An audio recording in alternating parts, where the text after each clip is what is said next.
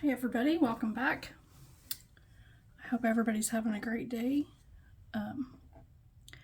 This is my favorite time of morning in my studio. I have an east facing window, so all of the sunlight comes in and lands on my desk, and I like to get everything together and just take a moment to sit and look at how beautiful it is.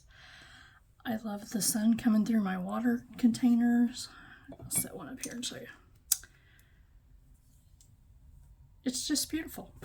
Anyway, since we're feeling so beautiful, we're going to create something with watercolor today. I'm going to show you what I'm going to use first. I'm not really making a painting. I had some requests for technique. I'm going to show you wet on wet. I also just had a request for, we're going to do a little experiment and see, put some ink on a canvas and then try watercolor to see what happens to it. So today's part lesson and part experiment, which I love. It's fun. I'll go through brushes first. This is my Winsor Newton. It's a mop brush. This is goat hair. It's very soft.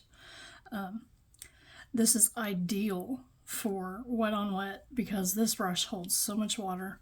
The idea of wet on wet is to get your paper wet without scrubbing it, because when you scrub it, it will tear up the paper. You also want to make sure that you have a good quality paper when you're doing this, because if it's an inexpensive paper, it will tear it up easier. These are my two favorite paintbrushes for painting watercolor. I like the shape of these. They're both round. This is Nicpro. I ordered these on Amazon. They came in a whole set. They were nicely packaged in a nice round cylinder tube that you could put right on your desk and store your pens in there. Excuse me. This is a black gold by Dynasty. It's a large one. I use this when I'm doing my big paintings for backgrounds and applying a large quantity of paint on the picture. I'm using my Arteza watercolors. You can get a large set of these fairly inexpensive. These are my favorite watercolors that I have in the tubes. I think my second favorite would be the Hobby Lobby brand. They are very inexpensive per tube, and you do get a larger tube. It's like twice this size. I think they range from like $3.99 to maybe $8.99 or so a tube, but they are, I'll get one out and show you.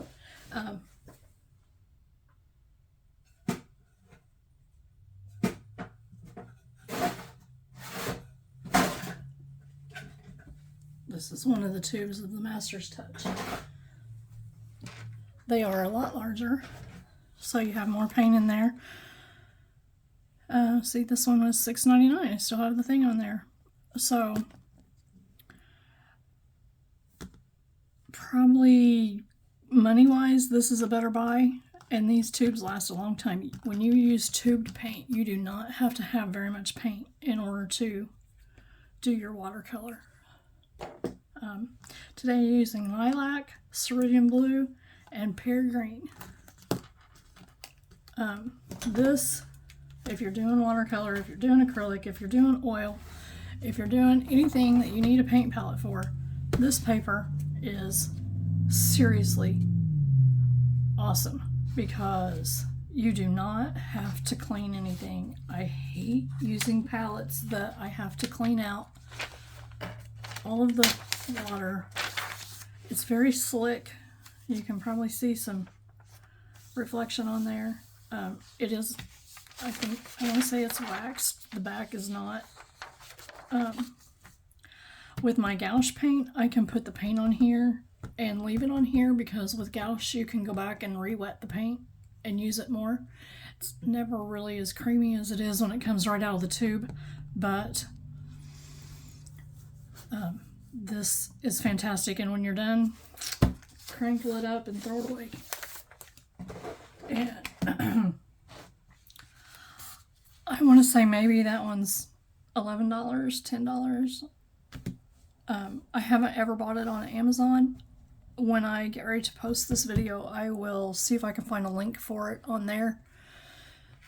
If not, I buy it at United Art and Education. They do have a website and they do ship, so I will include that link too.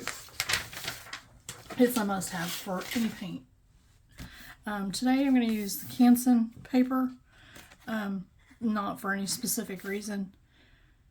I normally use Strathmore, but I don't have a small sheet of it right now. I just have the very large 18 by 24. So I'm going to use the Canson 9 by 12 today. I like it just as good. It doesn't have as rough of a texture as Strathmore. As you can see, it's a little bit more, it's a little smoother. I'm trying to find a sheet over here. So this is the Strathmore. You can see the difference in texture. This one has a drier feel. This one feels way smoother. This almost feels like a multimedia. This has that multimedia texture to it. So really there's no right or wrong to it. You can use whichever one you decide you like.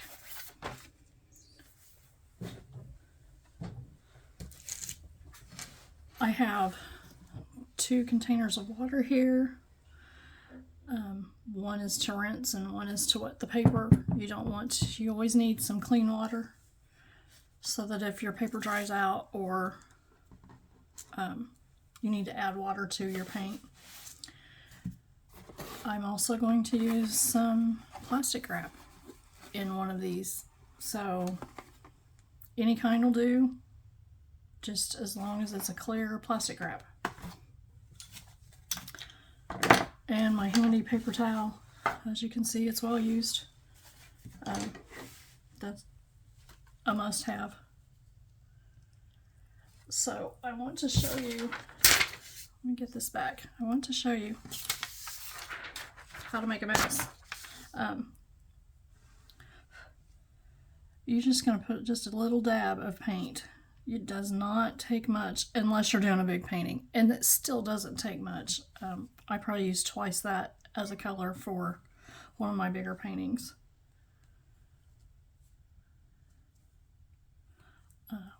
Isn't that paint pretty in the light?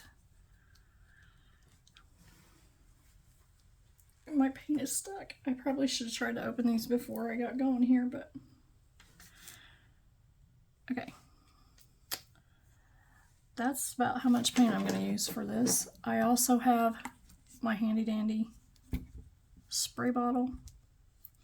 When I'm doing my bookmarks and using my watercolor markers, I like to just spray this on here because you can see it beads up, and then I just have, because I'm using tiny brushes, then I have a little bit of paint. Also, if you do this in the sunlight like I just did, that's a really good study on how to shade your circles. So I like to just spray a little bit around my color, and then it's wet and it doesn't dry out as fast. So now I gotta move this with all this water on it out of the way. I'm doing things backwards today. I am left-handed, but normally all of my paint things are on the right side, but I would have to reach across my camera. So, okay. This first one I'm going to show you how to just do a wet on wet background. So we're just going to get our brush nice and wet, and you're just going to lightly paint some strokes and this is just to start getting your paper wet. It is going to bubble up. I normally do not tape my paper down. A lot of people tape it down. I find that mine still buckles even when I tape it down. So you just want to get this nice and wet. You really want it wet, but you don't want standing water.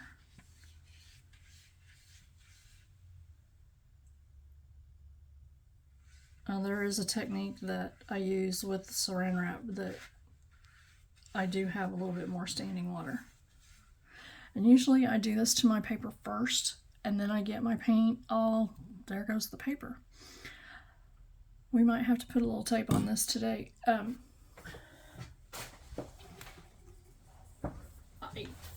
like to get my paper wet so it soaks up some of the water and then get all my supplies out that I'm going to use. This one's really, okay, my Strathmore paper does not buckle like that, so there's a bonus to the Strathmore versus Canson. But this is a thinner piece of paper than the Strathmore. I'm just going to tape down the corners so it'll lay down here and quit moving around on me. This is Scotch tape. It comes in a very large roll, and it comes in 2 different sizes. It is washi tape. It will not pull your paper off when you take this tape off of your paper. Sometimes it has been known to peel it up a little bit, but that's because I'm using a big sheet of paper and I put my elbows on the tape and it really makes it really stick.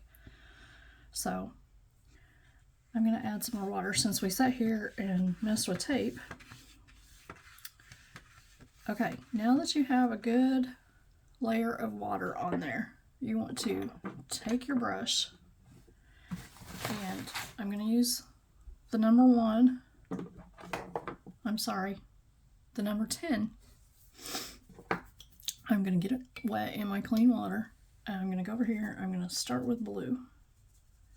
Not for any particular reason other than I love blue. Now, if you're using a lighter color, you want to use the light color first, and then add in your darker colors. And I did not have enough water on here. Okay, I'm going to bring the brush over and show you how wet this is.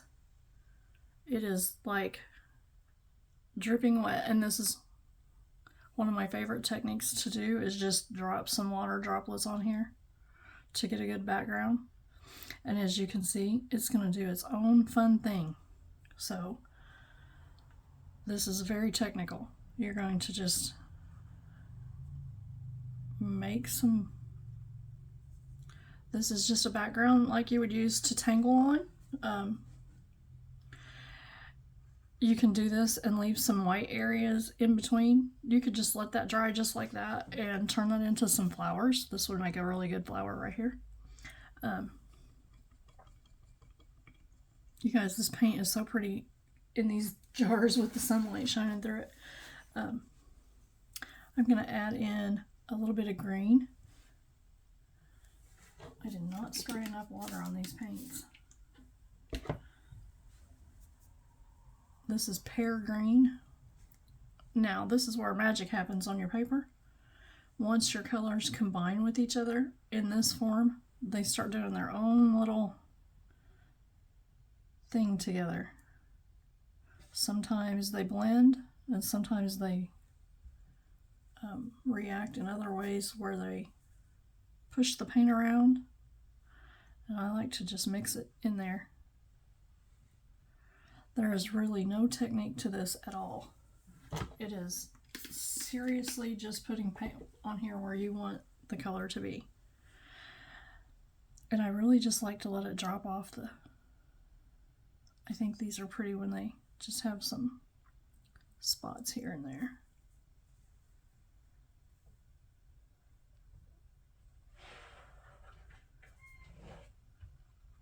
I bet you can hear Stuart behind me. He's making noise. He thinks he needs in here this morning.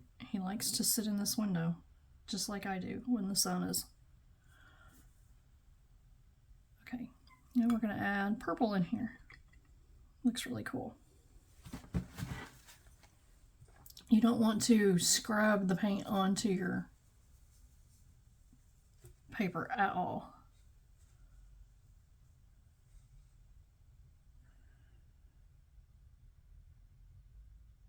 If you were to drop white on here, it does some really cool things.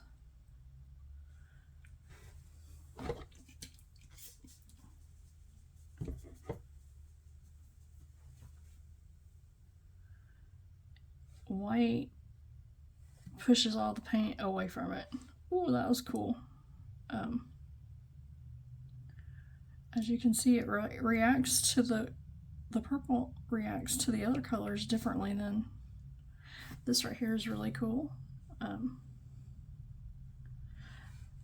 That's making its own flower right now. It's doing its own thing there. So, and I really like how it's doing it. So I'm going to put it there, except it's going to run, but that's okay. That's another technique that I'm going to show you how to play with. So really, I'm liking how this looks. I'm going to now do something different here, and I kind of like that purple jaggedy around the...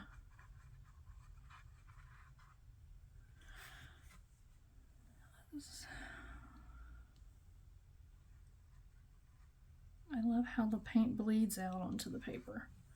So this is starting to dry just a little bit on these edges over here.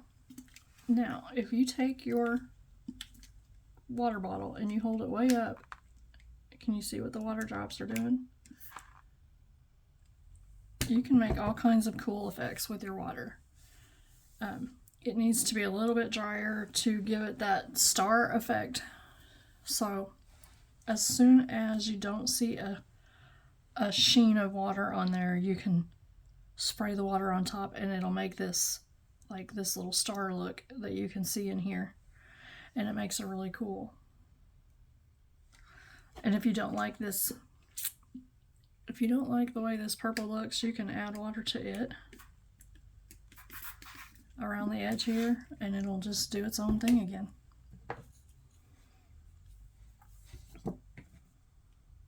It looks a little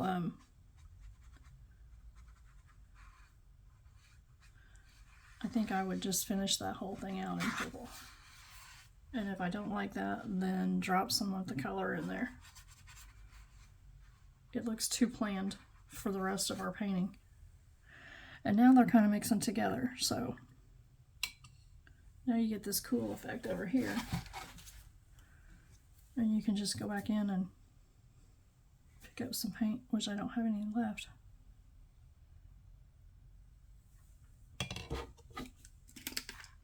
Oh, that did a really good effect. I hope you can see that.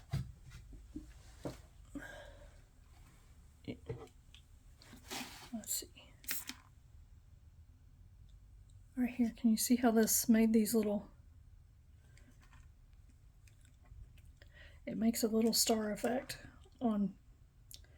It can't be completely dry or that effect doesn't work.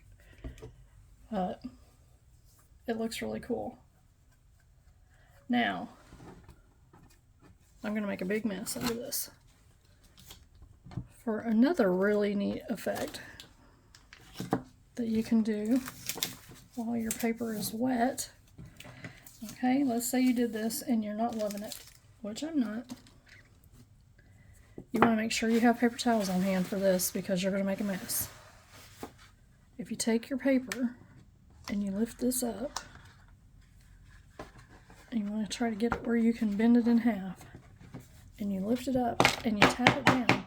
Sorry, that's loud. Then the paint, it doesn't really run. It starts bleeding out. And I'll show you in a minute. Let me tap it some more. Then you get this really cool effect like this. And you can stand that up. You can just keep tapping it. As long as that's damp and wet and you tap it, it forces that paint down and it makes some really cool techniques. and it also makes a mess on your table. So now is a good time after you do that to hit it with the water and make some cool drops in there.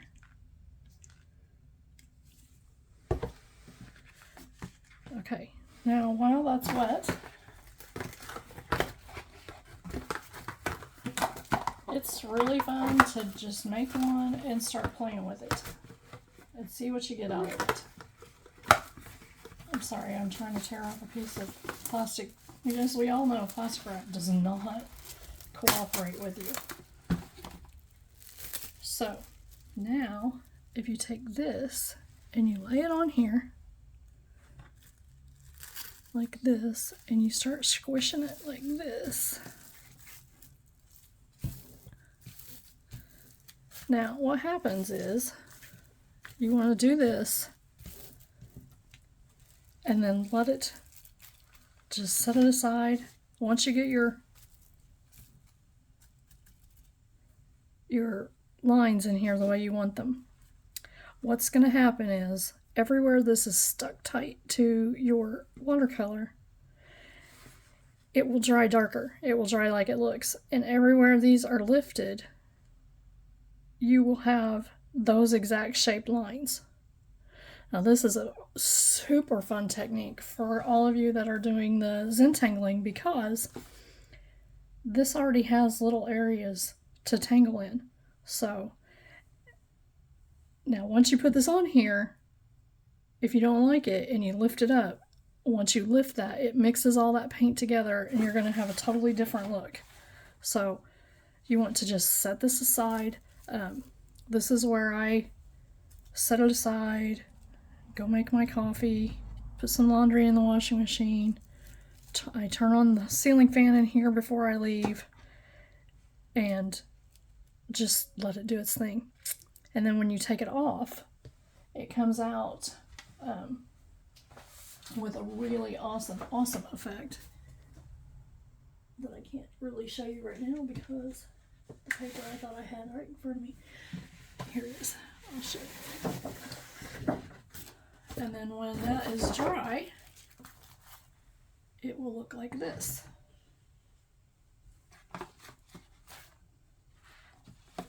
And now, if you wanted to take this and you could outline all of these, and then you can tangle right inside of those. This one didn't turn out as good, so I haven't used it. This portion right here turned out okay, but I lifted the paper and it mixed the paint together too much, so it may get used later and it may not. You can also take a coordinating colored pencil and go in here and just put a layer of colored pencil over the top very lightly, and you can make those little shapes darker in there like this, and you can get the shading in there like you would like it to look. If you're going to tangle in it, you need to make sure that you're using a pen that will go over the top of colored pencil, because some of them won't, because your Prismacolors and your Arteza are wax based. I have found that after you color, if you take like a paper towel and just lightly wipe over it, it will take up whatever the finish is on that, and your pens will go over it better. So that's 1, 2, or 3 actually really fun techniques you can do with your watercolors. You can add salt to a watercolor and get a really cool effect. I cannot add salt to a watercolor and get a really good effect. It just doesn't work for me. I'm not sure why. So I have never ever done watercolor on a canvas. And I have never used these on a canvas, but I was asked this question this morning and I thought, why not give it a try? We're just going to make a real loose little flower here.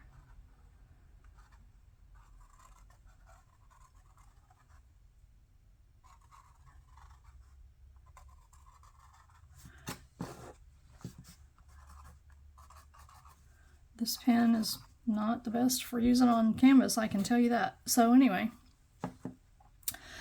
the fear was that when you put the watercolor to it, is that going to bleed out? So I'm going to make a darker line here.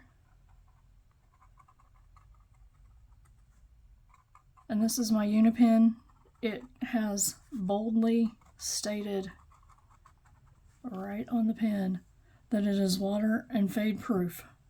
So that's why I chose this one.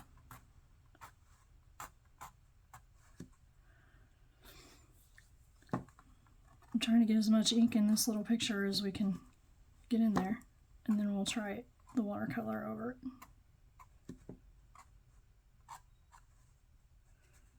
Let's see, he needs to be a rounded flower. I feel like he needs to have some back petals here.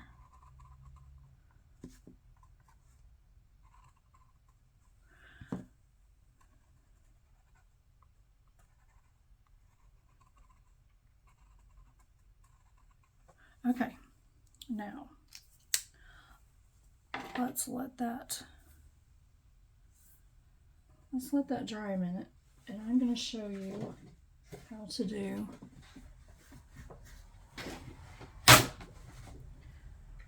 while that one sits just a minute to let that ink be sure it's dry. I want to show you how to do wet on dry watercolor. So I have a new piece of paper. I've got my purple. I've got my brush all rinsed out. So what I like to do is rinse the brush in the dirty water and then give it a nice swirl in the clean water to make sure you got everything out of there. Because the last color I had on there was blue, and we don't want that in our purple. Now you want your paint wet, but you do not want your paper wet. If you saw my shading technique, on the shading technique, that is what I did. That's a pretty, that's really round. When you're making a circle, if you start right there and you look at that point with your eyes and do not follow what your pen is doing, and you come right back around to it, you can make a pretty good round circle. Tip of the day, how to make a good round circle. So over here I have my purple paint, and I've added water to it, and really I've added too much for this technique. So this is just going to go right on the dry. So you can put it on there, and what happens is you have way more control over the paint. Now let's say we're going to do this and we want to shade it down that way. You want to rinse all that paint off your brush. And you want to go back into your clean paint, your clean water. And you want to just barely dip your tip in there and pick up a little bit of water. And then you're going to come over here and you're just going to fade this out. Whoops. Really, I would not do it like your instructor is showing you, because that's really sloppy. But anyway, this is an abstract circle, so we're going to make it an abstract painting.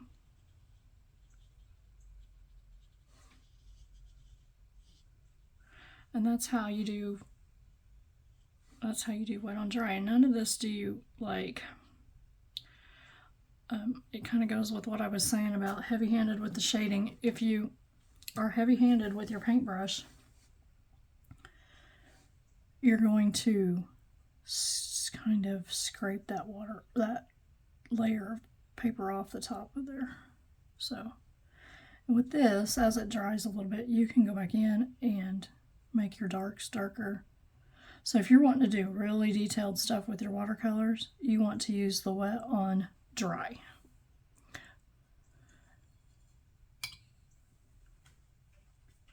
And you can pick up just tiny bits of paint and really do some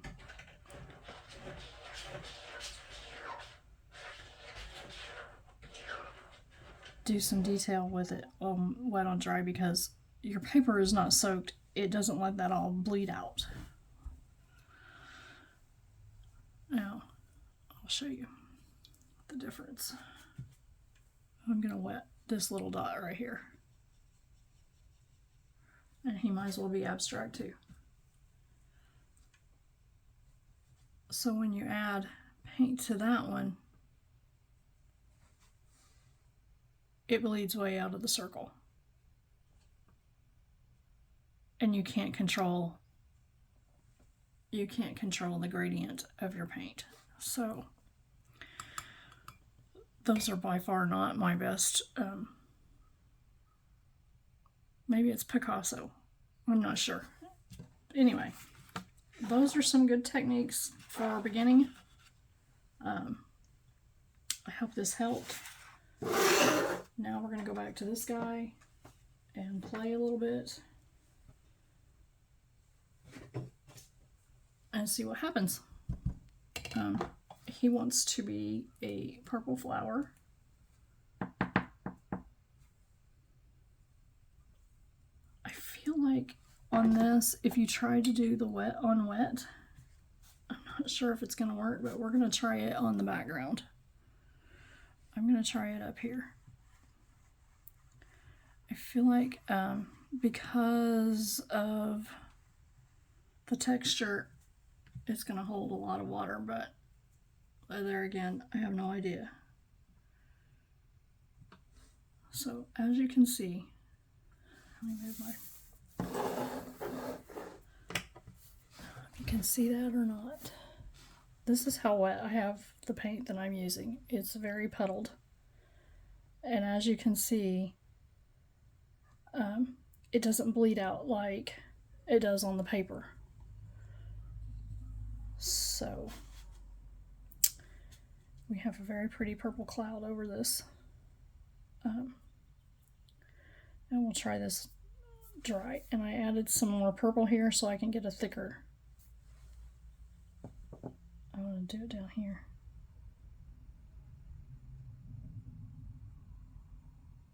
I don't think it's oh, I just put that in the wrong. I do not have clean water anymore. So now I'm going to take just a little bit of water that is now lavender water, and I'm going to just fade this out. So it is not, yeah, actually I see some of the black in there. So it is fading out that black a little bit. And that's why I put it heavy down here, was to see. You still get a pretty good effect with it though. So if you're using canvas, it looks like wet on dry is going to be the way to go. That's kind of cute.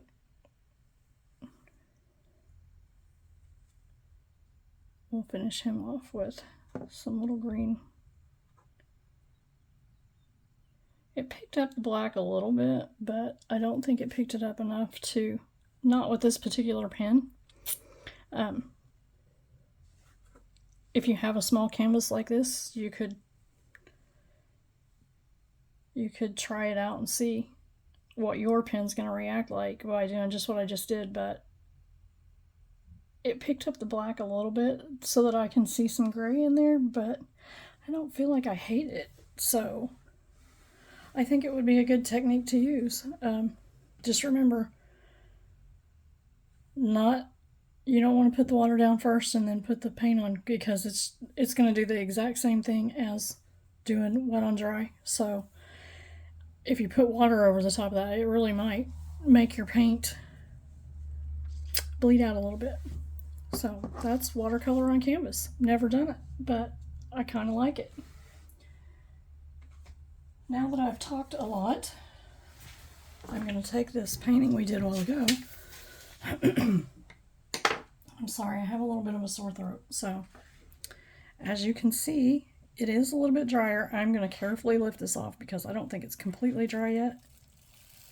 But I just want to show you what we did. And there is the technique with the saran wrap. So that's pretty, actually it turned out pretty cool. So you get this weird texture in your paint. I'm sorry, I'm shedding. You get this weird texture where you kind of mix it around and it's kind of not attached, but I think it's really cool that it has all of that texture in it. So now you could do all kinds of fun doodles in there, or you could just when I look at this, I see this as a rose right here. It looks like a rose, needs a stem there. Maybe this is the leaf right here, and then here's a little flower right here, and this could be you can make a little flower like this here. So you can play with this and do all kinds of things. You could do only tippling in this, which is all the little balls that you color in between. And you could do those and not color in between, but maybe you could color just or you could just outline them. However you wanted to do it. You could, if you do put the tipple in there and you leave them empty and you color in between, then the ball is going to be the color of this background. So lots of opportunities here with this. This is one of my favorite techniques because it's never the same and it's very abstract and you can do all kinds of things with it. So I hope this video helped. I hope you got some idea of how to do watercolor. I hope it makes you not afraid to do the wet on wet. I picked up a lot of color when I was doing the wet on wet in my brush. If you don't pick up as much color, you get a different look. My suggestion is to pull out a piece of paper, get out your watercolors, and just do some test pages. You'll be surprised once they're dry. Remember, watercolor always dries lighter. So once it's dry, go back and look at it, and you'll be surprised what you have. You'll have a very pretty background that you can do all your patterns on and just have fun. Just relax and enjoy the process. Thank you.